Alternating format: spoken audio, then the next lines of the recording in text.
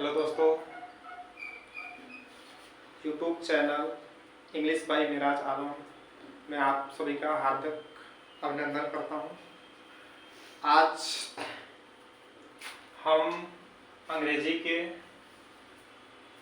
प्रारंभिक स्तर से एलिमेंट्री लेवल से जेनिथ लेवल तक पढ़ा जाएगा। स्टेप बाय स्टेप करके क्वेश्चन को, कंसेप्ट को समझ के क्वेश्चन को पढ़ा जाएगा। फिर चैप्टर समाप्त होने के बाद उस पर क्वेश्चन को इस बोर्ड पे ही सॉल्व कराए जाएंगे। इसलिए ये बैच कॉम्पिटिटिव एग्जाम जो बच्चे देना चाहते हैं उनके मद्देनजर रखते हुए उन्हें पढ़ाया जा रहा है। और इस अंग्रेजी चैनल के माध्यम से मैं सभी पाठक से उम्मीद करता हूं कि मेरे इस चैनल को सब्सक्राइब करें और बेल आइकन करें और ज़्यादा से ज़्यादा लोगों तक पहुंचाने का कार्य करें। इसके साथ साथ हमारा जो बैच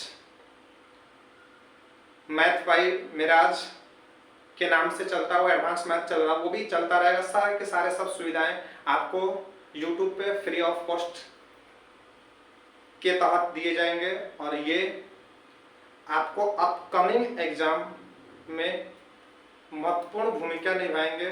इसको देखते हुए हम इंग्लिश को आज प्रारंभ कर रहे हैं। नाउन चैप्टर से प्रारंभ करेंगे। हालांकि इंट्रोडक्शन भी है, इंट्रोडक्शन दिए जाएंगे, थोड़ा बहुत दिए जाएंगे।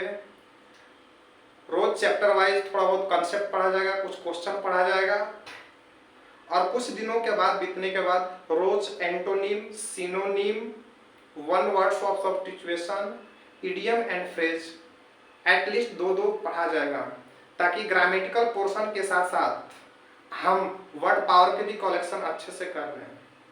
जब वर्ड पावर और ग्रामेटिकल पोर्शन में थोड़े से हमें पकड़ हो जाएगी तो हम फिल इन दी ब्लैंक्स पढ़ेंगे। उसके बाद double fill in the blanks पढ़ेंगे। उसके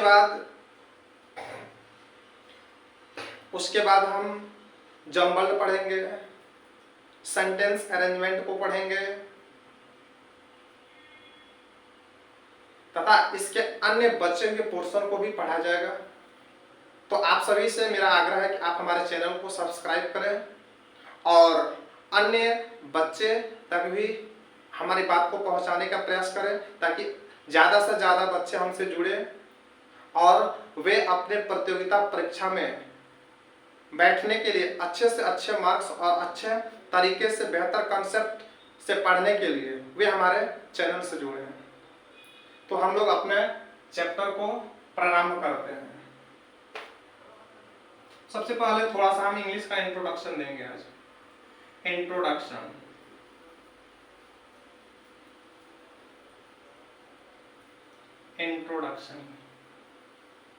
इंट्रोडक्शन में पहला कंसेप्ट आएगा लैंग्वेज। भाषा।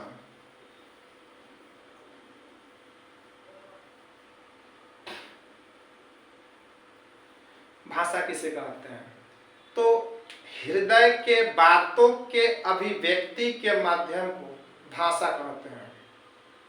साधारण सी भाषा में, जैसे हम लोग बिहार में रहते हैं तो भोजपुरी बोलते हैं और भोजपुरी बोलते हैं, पर हमारे ही बिहार में अलग अलग जिलों में या अन्य क्षेत्रों में अन्य भाषाएं भी बोले जाते हैं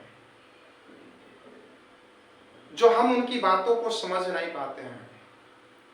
इसके साथ साथ हम राष्ट्रीय स्तर पर बात करते हैं तो हमारी राष्ट्रीय भाषा हिंदी है। राजकीय भाषा जितने हमारे देश में राज्य उतने ही उनकी राजकीय भाषा है। सब अपने अपने जगह पे भाषा है। कहने का मतलब है हम भोजपुरी बोलते हैं, हमारी बात को समझ लेता है, उसको भाषा बोलते हैं। अभी हम तमिलनाडु में चले जाते हैं, चेन्नई में चले जाते हैं, अब मैं भोजपुरी बोलता हूँ, वो तमिल भाषा बोलते हैं, तेलुगु बोलते हैं, तो हम उनकी भाषा को तो नहीं समझ पाएंगे। तब मेरा जो भाषा है वहां पे असफल हो जाएगा।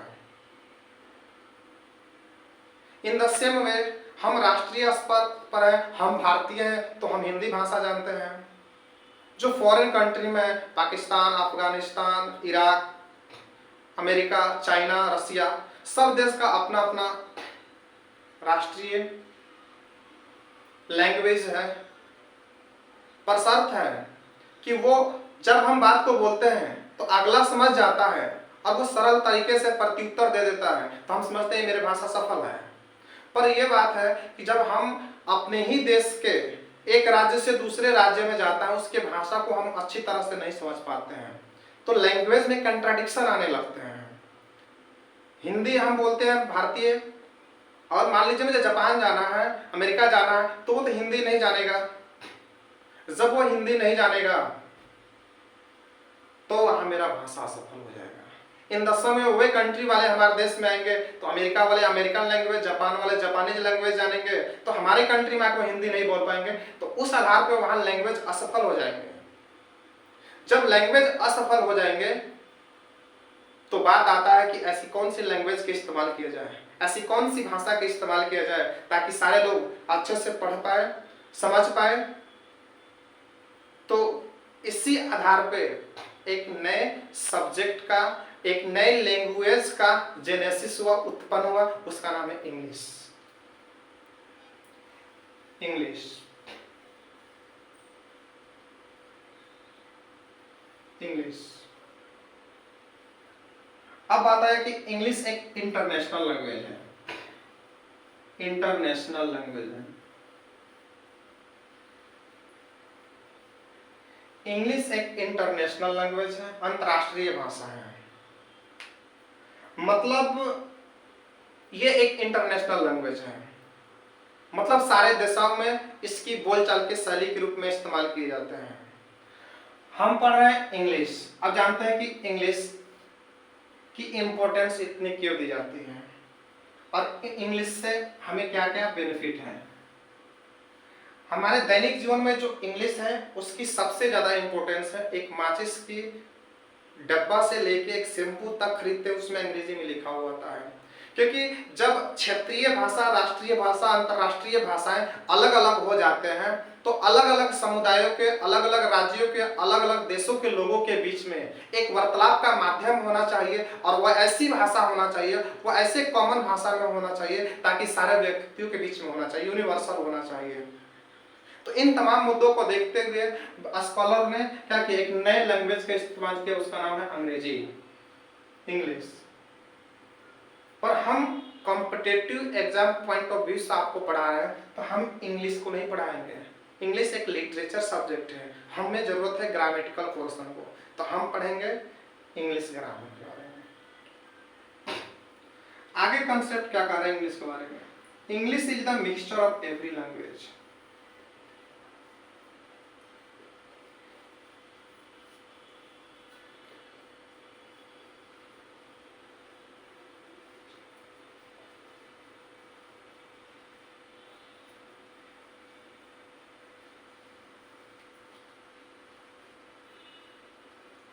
English is the mixture of every language. अंग्रेजी सभी भाषाओं का मिश्रण होता है। इसको आसान भाषा में समझते हैं। जैसे मान लीजिए एक गांव में 5 कम्युनिटी के लोग रहते हैं। ये ए कम्युनिटी, ये बी कम्युनिटी, ये सी कम्युनिटी, ये डी कम्युनिटी और ये आपका ई कम्युनिटी है। कोई अल्पसंख्यक है, कोई माइनॉरिटिज्म है, कोई मेजोरिटिज्म है, अल्पसंख्यक और बहुसंख्यक है। मान लीजिए किसी गांव में कोई फंक्शन मनाए जाते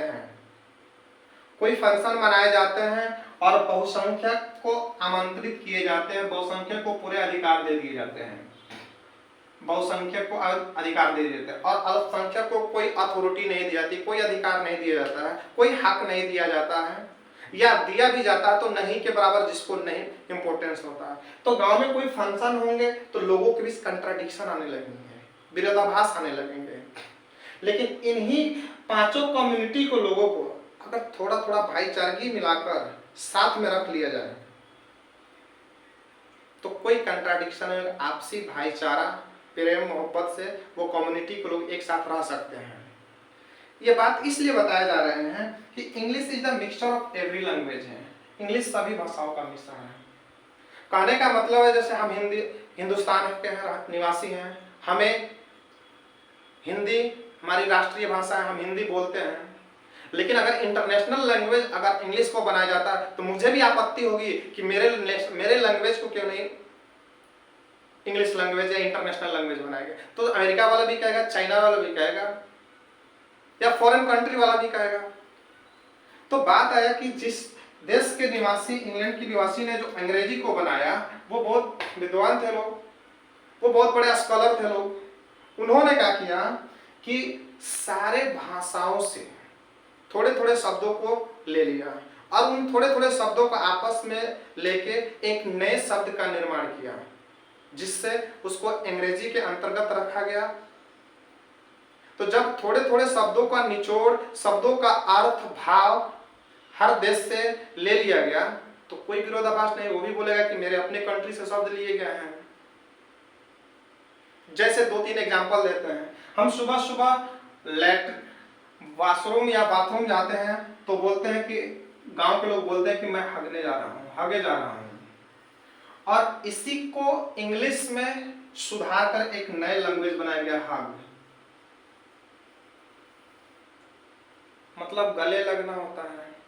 या गांव में कोई अजनबी व्यक्ति आता है, कोई अपरिचित व्यक्ति आता है, तो गांव में अजनबी व्यक्ति या अपरिचित व्यक्ति आता है तो पूछता है कि मुझे फलाना जी के घर जाना है, तो हम लोग बोलते हैं कि इनके घर के नियरे होगा।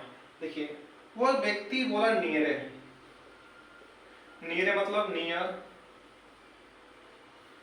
और नियर का मतलब होता है समीप में, जो कि एकदम बिल्कुल भोजपुरी लैंग्वेज से लिया गया है। इन द सेम वे जो अंग्रेजी का शब्द का उत्पत्ति हुआ है वो सभी भाषाओं का मिश्रण है, सभी भाषाओं से थोड़े थोड़े लिए गए, इसलिए इसमें किसी तरह का कंट्राडिक्शन नहीं है, और इसलिए इसको इंटरनेशनल लैंग्वेज को घोषित करके इंग्लैंड के विद्वानों ने इसे पारित कर दिया। अब बात आया कि हम तो इंग्लिश के बारे में नहीं पढ़ रहे, क्योंकि इंग्लिश एक लिटरेचर है, और जब भी कॉम्पिटिटिव एग्जाम होते हैं उसमें जो प्रश्न पूछते हैं वो ग्रामेटिकल पोर्शन से पूछते हैं, इसलिए हम इंग्लिश से नीचे जाएंगे अब ग्रामेटिकल पोर्शन में। तो जानते हैं ग्रामर क्या है।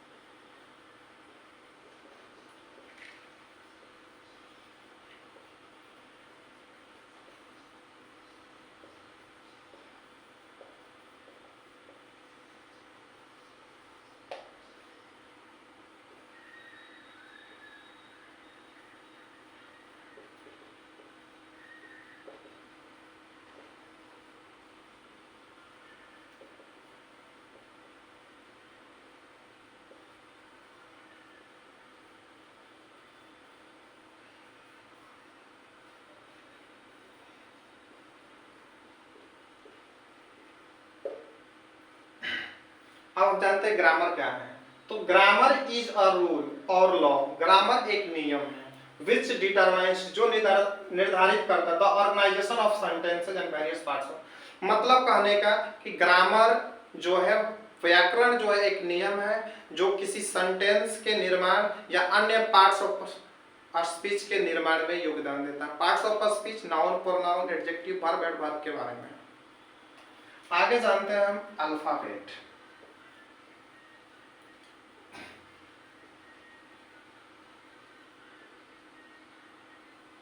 अल्फाबेट मीन्स वर्णमाला।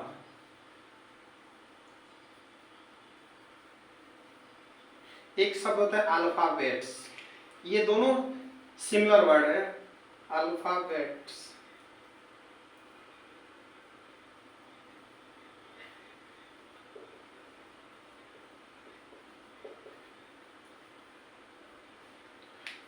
अल्फाबेट यदि अंग्रेजी व्याकरण को छोटे से छोटे भागों में विभक्त किया जाए, जो सबसे छोटा अंश प्राप्त होगा उसको अल्फाबेट बोलते हैं। एग्जाम्पल A B C ... ये आपके कैपिटल लेटर हैं और ये आपके स्मॉल लेटर हैं। इनकी टोटल संख्या 26 होती है जिन्हें वर्णमाला कहते हैं। ठीक,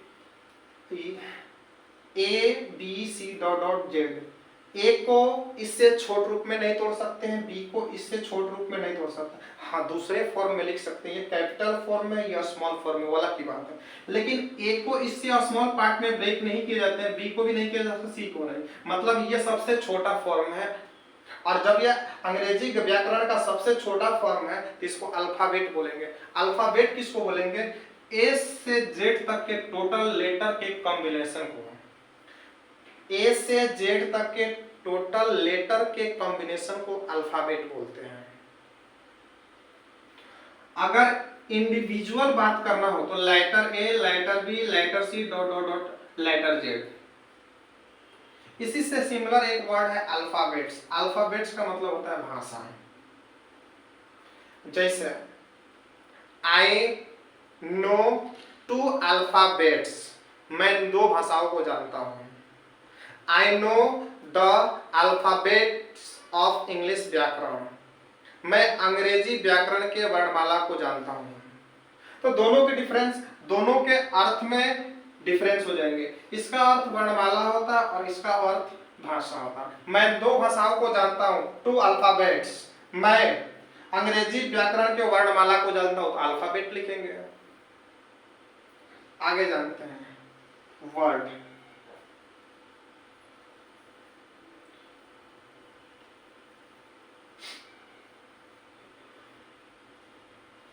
जब एक से अधिक अल्फाबेट्स आपस में मिले और उनसे पूरा पूरा अर्थ निकले उसे वर्ड कहते हैं। एग्जाम्पल, एप्पल,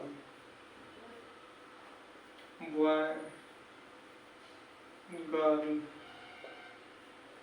वी, ये भी।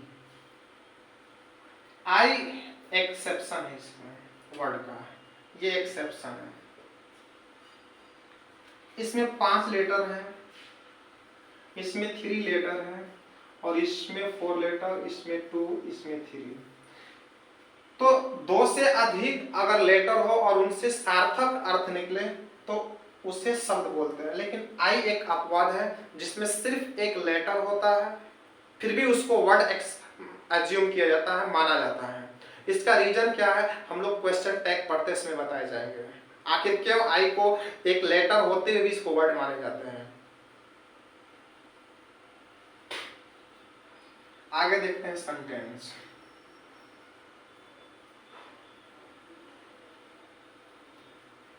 सेंटेंस, सेंटेंस मीन्स वाक्य।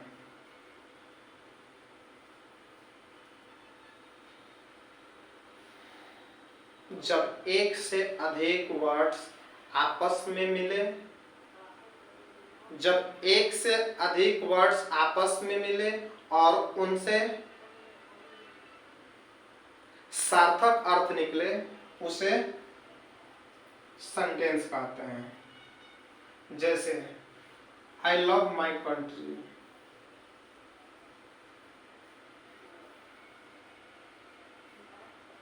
I love my country. She talks about her parent।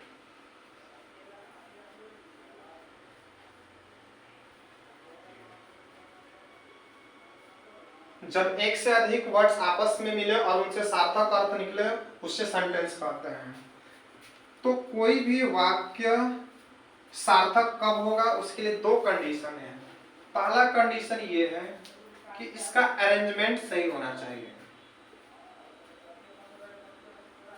Arrangement सही होना चाहिए।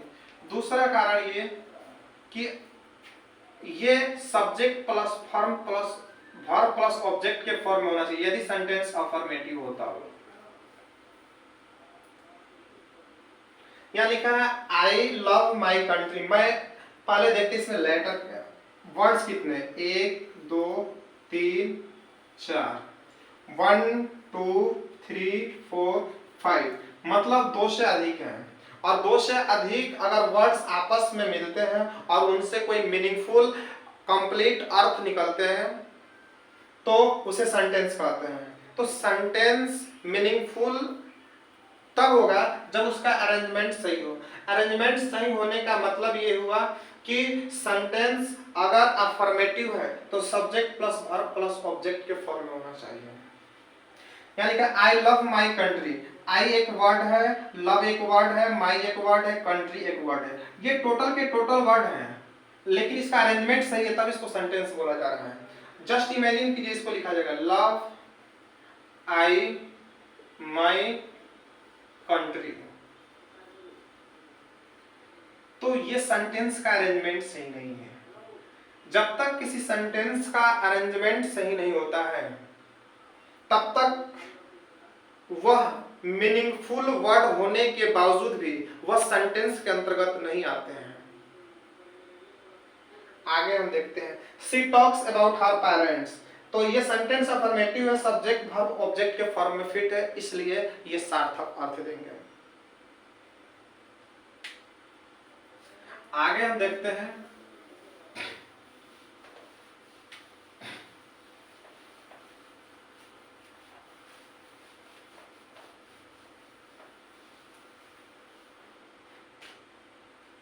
वाक्य के प्रायः तीन भाग होते हैं, एक सब्जेक्ट होते हैं, वर्ब होते हैं, एक ऑब्जेक्ट होते हैं। आगे सब्जेक्ट के दो भाग होते हैं, एक में सब्जेक्ट बोलते हैं उसको, दूसरा प्रेडिकेट बोलते हैं, प्रीडिकेट, उद्देश्य और विधेयक। वाक्य के प्रायः तीन भाग होते हैं, सब्जेक्ट वर्ब ऑब्जेक्ट। पहले सब्जेक्ट के बारे में जानते हैं, सब्जेक्ट किसको बोलते हैं।